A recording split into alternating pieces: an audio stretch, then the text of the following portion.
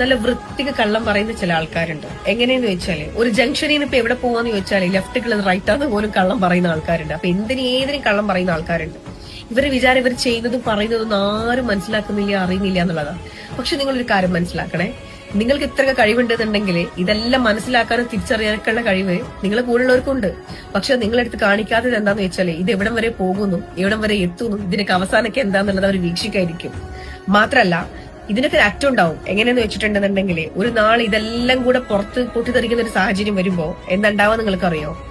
ഒരിക്കലും നിങ്ങളുടെ ലൈഫില് അവര് പിന്നെ ഉണ്ടാവേയില്ല. ഒരിക്കലും ഉൾക്കൊള്ളാൻ പറ്റാത്ത രീതിയിൽ നിങ്ങളോട് ചോദിക്കാനോ പറയാനോ നിൽക്കാതെ അവർ നിങ്ങൾ ഒഴിവാക്കിയിരിക്കും. അപ്പൊ നിങ്ങളൊരു കാര്യം മനസ്സിലാക്കേണ്ട എന്താന്ന് വെച്ചാല് നിങ്ങൾ ഇത്ര വൃത്തിക്ക് ചതിക്കാനും കള്ളം പറയാനൊക്കെ പഠിക്കുമ്പോൾ ഇതൊക്കെ മനസ്സിലാക്കാനും നിങ്ങൾക്കുള്ള ഇതേപോലത്തെ കഴിവ് ഇതൊക്കെ അറിയാനും തിരിച്ചറിവോടുകൂടി മനസ്സിലാക്കാനും എന്തൊക്കെ ചെയ്യണം എന്നുള്ളതൊക്കെ അറിയാനുള്ള കഴിവ് അവർക്കും ഉണ്ടാകും.